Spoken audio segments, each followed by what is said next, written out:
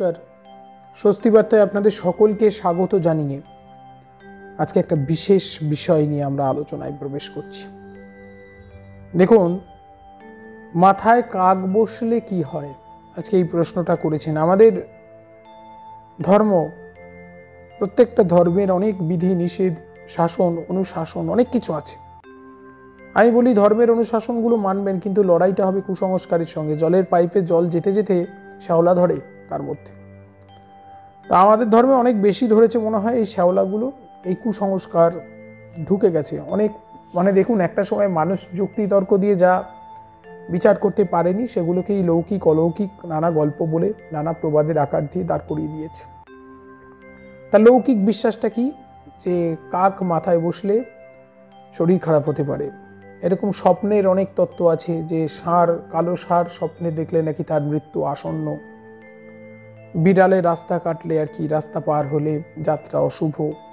এগুলো যেমন আছে, সেই রকমই একটা আর কি প্রবাদ, গ্রাম্য লোকাচার বলা যায়। এটা প্রবাদ শুধু নয়, যে মাথায় কাক বসলে আর কি, অনেক সময় আমরা বিভিন্ন পাখি, যেমন টিয়া পাখি দেখি গায়ে এসে বসে, মাথায় নাকি কাক বসলে বলা হয় যে তার খুব শরীর খারাপ করবে,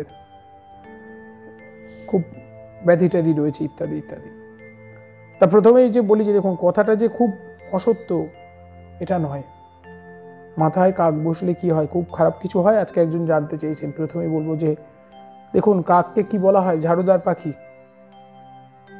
মৃত পচা আবর্জনাগুলো কাক খেয়ে আমাদের পরিবেশকে পরিচ্ছন্ন রাখে, সত্য কথা এটা।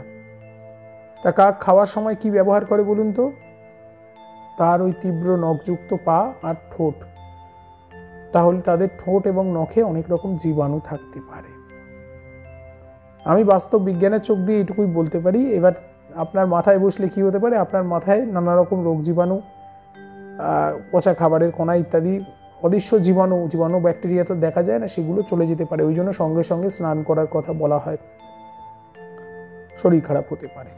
এর বাইরে, এই চিন্তা ভাবনার বাইরে আমার মনে হয় না আর কোনো চিন্তা ভাবনা থাকা উচিত। আমরা মনে রাখবেন, যুগ এগোচ্ছে। অনেকের হাতে দেখেছি অনেকগুলো করে আংটি পরেন। আমাকেও একটা উপহার দিয়েছেন, আমি একটা পরি। কিন্তু এগুলো অলংকার হিসেবে পরা হোক, উপহার হিসেবে, অলংকার হিসেবে পরা হোক। ওই এখন যে যুগ চলছে সেখানে দাঁড়িয়ে ওই গ্রহ নক্ষত্রগুলোকে আঙুলের মধ্যে, হাতের মধ্যে নাড়াচাড়া করার দরকার নেই। ঈশ্বরে বিশ্বাস রাখুন, সব কিছু পাল্টে যায়। যারা এই চর্চাগুলো করেন তারাও হয়তো এই কথাই বলবেন যে ঈশ্বর চাইলে সমস্ত কিছু পাল্টে যেতে পারে। তার উপর ভরসা রাখুন, ধর্মে বিশ্বাস রাখুন, অন্ধ সংস্কার কুসংস্কারের বিরুদ্ধে লড়াই হোক। ভালো থাকুন সকলে। আজকে এখানে শেষ করছি।